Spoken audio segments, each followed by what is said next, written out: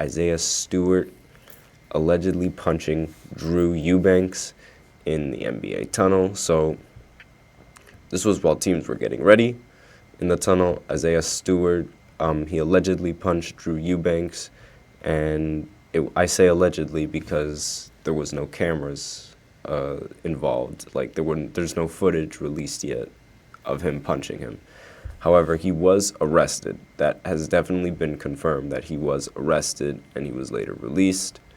But for those who don't remember exactly who Isaiah Stewart is, he's known as, he's the same guy who charged at LeBron in November 2021 when LeBron got a technical foul. And so far, that's really been the only thing that Isaiah Stewart's been known for recently, given how, he just basically has a history of fighting. It's similar to how Draymond Green is, where it's he's only known for, fighting and whatnot. But that's basically what Isaiah Stewart is. And similar to how fans feel about Draymond being a dirty player, this guy is actually known for being a little bit of a dirty player. I mean, charging at someone, that's some serious anger issues. And he only played 35 games this season, so it wasn't like he was even going to play this game. So I wonder what words were exchanged that ultimately ended up causing him to do that, because I doubt he just decided to randomly punch him for no reason. But Isaiah Stewart has only played 35 games this season and averaged 11 points, 6 rebounds, 47% from the field in all of those games, compared to Draymond, who played 27 games because of his suspension, averaging 9 points, 6 rebounds, 6 assists on 51% and 40% from 3. So Draymond, as we know, was suspended indefinitely at one point and considered retirement until Adam Silver said no and lifted his suspension. So since Isaiah Stewart is on the Pistons and he is a Pistons player, I doubt he is going to get the same treatment from the league as Draymond did, because Draymond is very well respected. He's one of the players that has the most rings in the current NBA compared to every other player. He has 4 of them. The only other players that have 4 are LeBron, Steph, and Klay Thompson. So obviously that's some very elite company, being one of the only players in the NBA right now with 4 rings. But Isaiah Stewart, again, he's not a well-known player around the league. I mean, he plays for the Pistons, and he hasn't really been playing any more games. So him getting arrested also doesn't help his case. So I wouldn't be surprised if the Pistons decide to waive him later, given how this kind of off-the-court problems, they shouldn't even be an issue around the team. The team already has enough issues that they need to figure out. They don't need to have an anger problem too. And obviously this isn't the first time another player allegedly punched someone this season, or even in the history of the league. As we know, Draymond Green punched Yusuf Nurkic in broad daylight in the Suns game, where all the cameras were on him. So with that in mind, like I said, this hasn't been the first time that anyone else has been punched in the history of the league.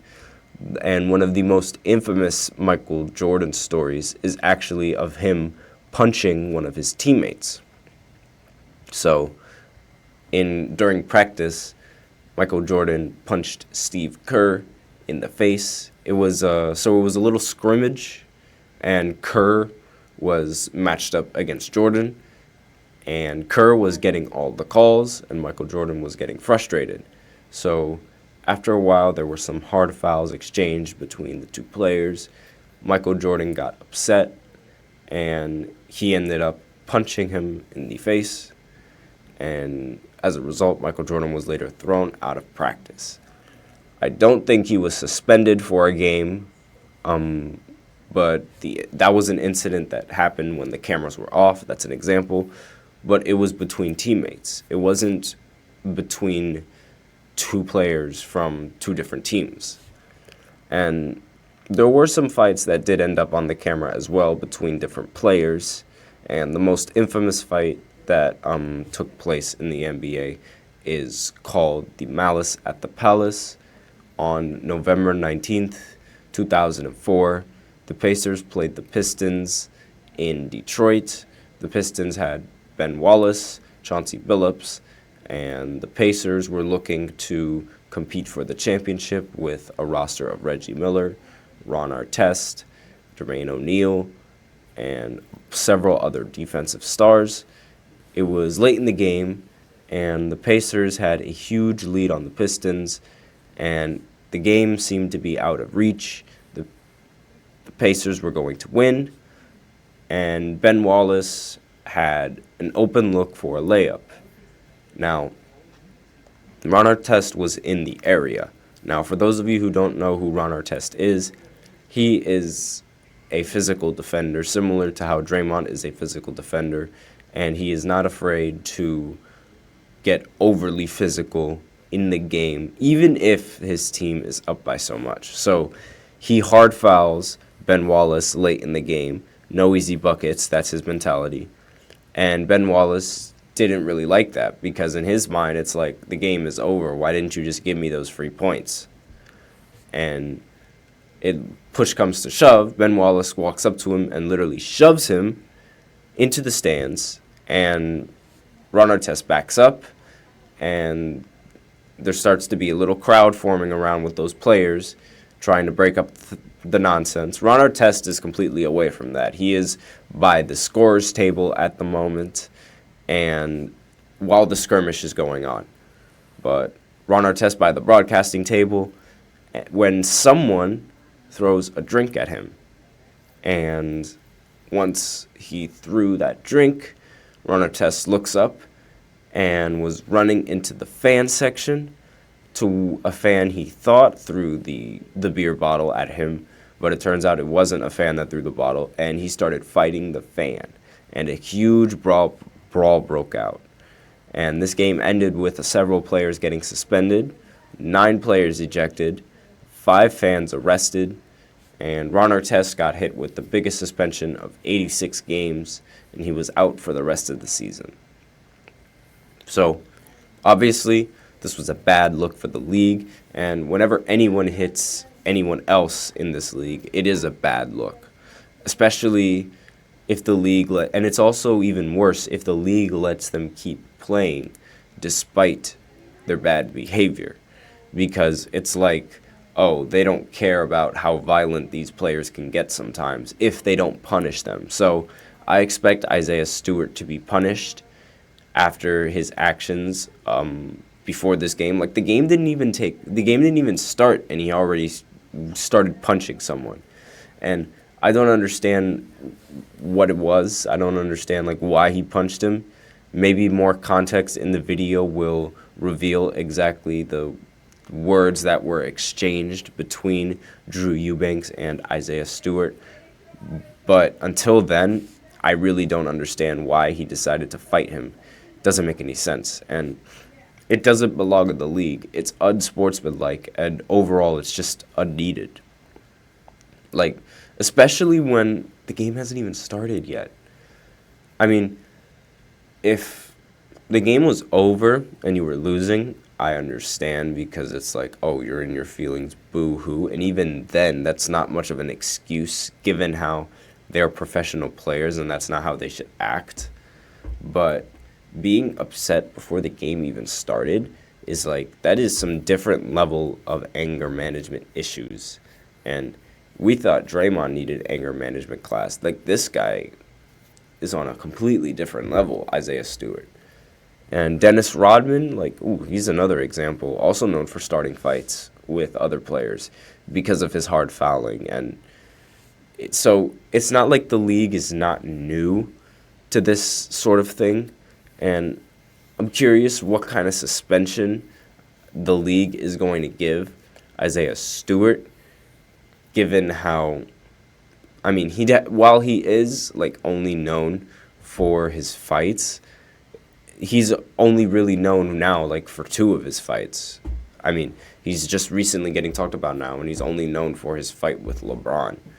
After that, there's like really nothing else circulating around him. So I think this is like the first time I've heard of an altercation before a game even started as well. Like, this could possibly be like, I don't know what he could have possibly said to get him mad.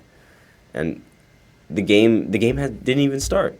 So the words must have been very harsh. Either that or he's just very, very soft. One or the other.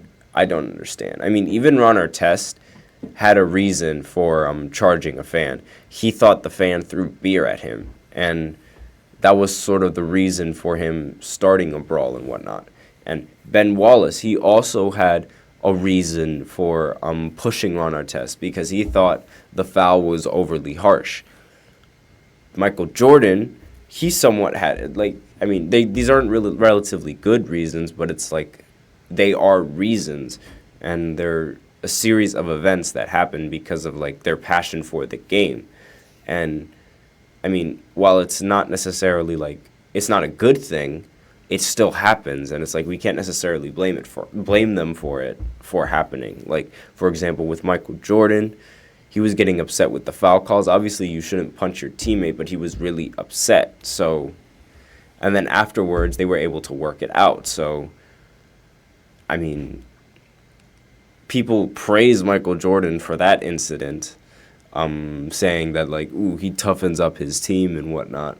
But, I mean, this is a completely different story just because of how it's, like, with different players on completely different teams, and it's just, like, it's not needed. The game didn't even start. And that's, like, I don't know how you start a fight and the game doesn't even start. It's like, how does that happen? Why does that happen? And he's most likely going to get waived, like completely getting waived from the Detroit Pistons. I wouldn't want to deal with someone like that after the game just started. The game didn't even start, and he's already throwing hands. Like, no thank you. Not a problem that the Detroit Pistons should worry about. So completely waive him after he's been suspended. I mean, that seems like what's going to be like the series of events. So with that, we are out of time with this first segment. We are going to go into the second segment after this short break, where we talk about the Los Angeles Lakers and their recent win over the Utah Jazz. I will be right back after this short break.